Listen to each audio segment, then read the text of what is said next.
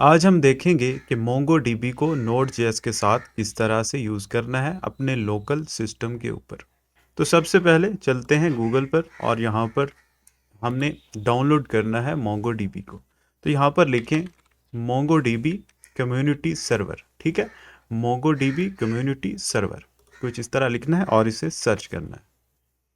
तो यहाँ पर सबसे पहला लिंक आएगा MongoDB कम्युनिटी सर्वर डाउनलोड और इनकी ऑफिशियल वेबसाइट ओपन हो जाएगी। यहाँ पर आप लोग लेफ्ट साइड पे देख सकते हैं MongoDB कम्युनिटी सर्वर और यहाँ थोड़ा नीचे स्क्रॉल करके आप इसको डाउनलोड कर सकते हैं। तो इसका जो साइज़ है तकरीबन 800 MB होगा, तो इसको डाउनलोड कर लेना है। तो डाउनलोड करने के बाद इसका जो सेटअप होगा इसके ऊपर डबल क्लिक करना है और नेक्स्ट नेक्स्ट करते जाना है। तो ये इंस्टॉल हो जाएगा आपके सिस्टम के अंदर। तो इंस्टॉल होने के बाद ये कुछ इस तरह आपके सामने आ जाएगा, वेलकम स्क्रीन इसकी आ जाएगी। तो ये है MongoDB, इसको हम अब यूज़ कर सकते हैं Node.js के साथ। इसके साथ हम कनेक्शन बनाएंगे। इसको कनेक्शन करवाने से पहले चलते हैं VS कोड में अपना जो प्रोजेक्ट है उसको क्रिएट कर लेते हैं। यहाँ पर एक फ़ोल्डर मैंने बनाया हुआ है MongoDB प्रैक्टिस। अब इसके अंदर उसी तरह टर्मिनल में हम लोग कमांड लगाएंगे npm init-y और उसके बाद उसी तरह हम इसमें express.js को ऐड कर लेते हैं npm i express और साथ ही हम इसमें इंडेक्स फाइल क्रिएट कर लेते हैं index.js और इसमें उसी तरह एक्सप्रेस को हम ले लेते हैं रिक्वायर करके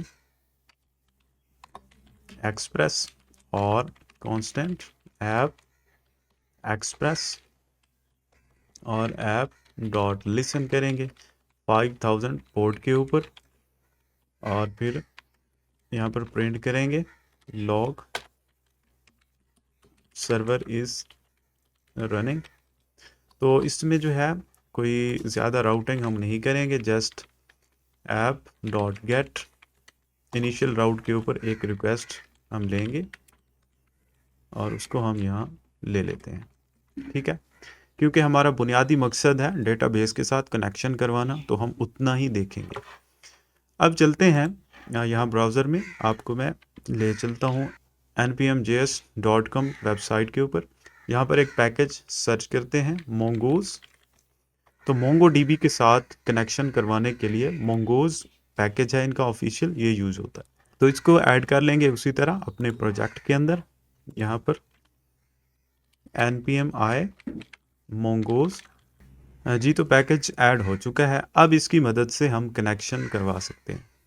तो डेटाबेस का कनेक्शन अब हमने करवाना है, तो उसके लिए हम अलग से यहाँ पर एक फ़ोल्डर बनाएंगे, उसके अंदर फाइल क्रिएट करेंगे। तो यहाँ पर सबसे पहले एक फ़ोल्डर हम क्रिएट करेंगे कन्फिग के नाम से, ठीक है।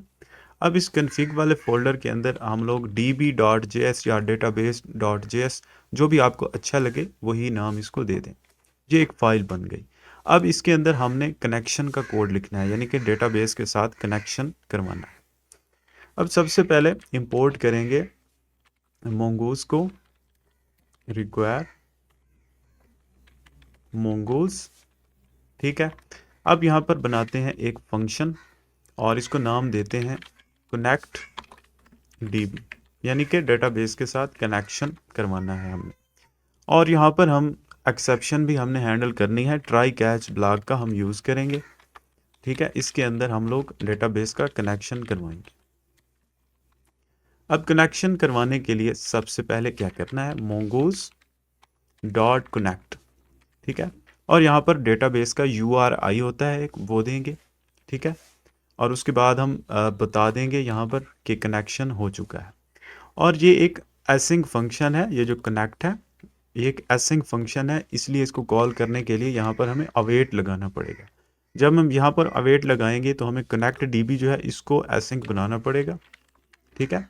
तो ये है एसिंक्रोनस प्रोग्रामिंग, यानी कि अगर ये वाली लाइन थोड़ा टाइम लेगी एग्जीक्यूट होने में तो हम इसका इंतज़ार करेंगे, अवेट करेंगे, उसके बाद ही हम नेक्स्ट लाइन को एग्जीक्यूट करवाएंगे।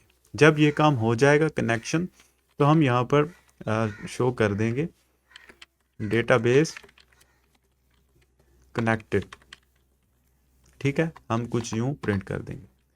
अब यहाँ पर एरर की सूरत में हम क्या करेंगे, तो एक होता है console.error, तो इसके अंदर हम लोग कर देंगे कनेक्शन फेल्ड, ठीक है, और यहाँ पर जो भी एरर है उसको भी ले लेंगे। तो ये हो गया कोड डेटाबेस कनेक्शन का। और यहाँ पर इसको मॉड्यूल जो है इसको हम एक्सपोर्ट कर देंगे। फंक्शन का क्या नाम था? डेटाबेस कनेक्ट डीबी, ठीक है, कनेक्ट डीबी, ठीक है। अब यहाँ पर हम लेकर आएंगे एक्चुअल जो यहाँ पर स्ट्रिंग हमने रखनी है URI की, वो हमें मिलेगी यहाँ से, ये जो हमने MongoDB डाउनलोड किया था। अब इसमें हम बनाएंगे कनेक्शन, ऐड न्यू कनेक्शन, और जो ही क्लिक करेंगे तो यहाँ पर एक स्ट्रिंग हमें मिलेगी, इसको आपने कॉपी कर लेना है और अपने प्रोजेक्ट में आकर कनेक्ट के अंदर इसको रख देना है, ठीक है। ये हो गई इसकी URI, MongoDB का URI इसको बोलते हैं।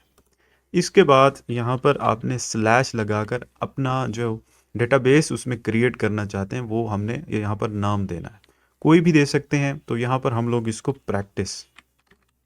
प्रैक्टिस नाम दे देते हैं, ठीक है। तो ये हो गया URI हमारे डेटाबेस का। यहाँ तक काम ठीक हो गया। अब यहाँ चलते हैं, हमने MongoDB को यहाँ कोई नाम दे देना है। मैं इसको स्प्रेड कोडिंग नाम दे देता हूँ, आप लोग कोई भी नाम दे सकते हैं। ये जस्ट कनेक्शन है और इस कनेक्शन के अंदर सारे डेटाबेसेस आएंगे जो भी हम क्रिएट करेंगे। तो अब ये कनेक्शन के लिए रेडी है। अब हम इसका कनेक्शन करवाते हैं अपने प्रोजेक्ट में। तो ये जो हमने कनेक्ट डीबी का फंक्शन बनाया है, इसको index.js के अंदर आकर जहाँ पर हम लिसन कर रहे हैं, लिसन के अंदर यहाँ पर कनेक्ट डीबी इसको हम कॉल करवा देंगे, ठीक है। बिल्कुल सिंपल है। तो अब ज़रा अपने सर्वर को रन करके देखते हैं ये कनेक्शन होता है या नहीं। तो नोड index.js करते हैं, क्या होता है। तो ऊपर देखें सर्वर इज़ रनिंग, नीचे देखें डेटाबेस कनेक्टेड। तो हम डेटाबेस के साथ सक्सेसफुली कनेक्शन बना चुके हैं। तो कामयाबी से हमारा ये काम हो गया। यहाँ पर कोई भी एरर होता तो हमें नज़र आ जाता। अब इसमें एक थोड़ी सी इम्प्रूवमेंट हम लाना चाहते हैं। हम एक और पैकेज इसमें यूज़ करेंगे जो कि है .env पैकेज, ठीक है। हम इसको ऐड करते हैं। अभी मैं इसको ऐड करता हूँ, Ctrl+C के साथ मैं सर्वर को बंद करता हूँ। npm i .env। तो .env एक पैकेज है जिसकी मदद से हम यहाँ अपने प्रोजेक्ट के अंदर .env फाइल को रखेंगे और इसको यूज़ कर पाएंगे। तो सबसे पहले यहाँ एक फ़ाइल क्रिएट करते हैं .env के नाम से। तो इसके अंदर हम अपने इन्वायरमेंट वेरिएबल जो भी हैं उनको हम रख सकते हैं। तो कोई भी ऐसा सीक्रेट वेरिएबल उसको सोर्स कोड के अंदर रखना रेकमेंडेड नहीं होता, तो उसको .env के अंदर रखना रेकमेंडेड है। तो सबसे पहले तो Mongo URI, जो भी MongoDB का URI था ये वाला, इसको हम यहाँ से हटाते हैं, यहाँ से उठाकर यहाँ रख देते हैं। इसके अलावा कोई और चीज़ आप रखना चाहें, जैसे पोर्ट नंबर है, पोर्ट नंबर को भी यहाँ पर रख देते हैं 5000। ये दो चीज़ें फ़िलहाल हम रखते हैं। और इसके अलावा हम यहाँ पर बेस URL भी अपना रख सकते हैं, base URL HTTP local host और 5000, ठीक है। तो ये हमने 3 वेरिएबल इसमें रखे हैं अपने इन्वायरमेंट वेरिएबल .env फाइल के अंदर। अब इस .env को कैसे यूज़ करना है, हमने अभी पैकेज ऐड किया है .env के नाम से, तो उसको हम लेंगे .env, ठीक है, रिक्वायर करके .env इस तरह हम लेंगे और यहाँ पर इसको .env.config करना है, जस्ट इतना करना है। अब इसके बाद हम इसको यूज़ कर पाएंगे। अब चलते हैं यहाँ db.js के अंदर, यहाँ पर हमने ये लिखा था, अब इसको हटाकर हम वो वाला वेरिएबल यूज़ करेंगे .env के अंदर जो है Mongo URI। तो उसको कैसे लेना है, उसको लेने के लिए process.env होता है, उसके बाद डॉट लगाकर Mongo URI जो भी वेरिएबल का नाम था, इस तरह हम इसको यूज़ करेंगे। अब दूसरी चीज़ हमने क्या रखी थी इसके अंदर, एक पोर्ट नंबर रखा था और बेस URL, उनको भी हम यूज़ करना यहाँ पर सीखेंगे। ये जो पोर्ट नंबर था 5000, इसकी जगह process.env.port, ठीक है। तो जो यहाँ पर है सर्वर इज़ रनिंग एट, यहाँ पर भी ले लेते हैं अपना जो URL था process.env.port, बेस URL। ठीक है, अब ज़रा इसको टेस्ट करते हैं दोबारा, कैसे हमारी चीज़ें वर्क करती हैं। तो अब देखें बिल्कुल सही तरीके से सारा कुछ वर्क कर रहा है, कोई भी एरर हमने यहाँ पर नहीं देखा। सर्वर इज़ रनिंग एट, देखें लोकल होस्ट 5000, डेटाबेस कनेक्टेड। तो यहाँ तक हमने देख लिया कि किस तरह से MongoDB को अपने लोकल सिस्टम के ऊपर इंस्टॉल करना है, फिर उसके साथ Node.js प्रोजेक्ट का कनेक्शन कैसे बनाना है, .env को यूज़ करके अपने वेरिएबल्स को कैसे सिक्योर करना है। तो उम्मीद करता हूँ आप लोगों को समझ आ गई होगी। नेक्स्ट लेक्चर से इंशाल्लाह हम इसके क्रूड ऑपरेशन को देखेंगे। हम देखेंगे कि डेटाबेस के अंदर किस तरह से डेटा को स्टोर करना है, अपडेट करना है, डिलीट करना है, और ये तमाम ऑपरेशंस हम देखेंगे। तो आज के लिए इतना ही, मिलते हैं नेक्स्ट ट्यूटोरियल में। ओके, अल्लाह हाफ़िज़।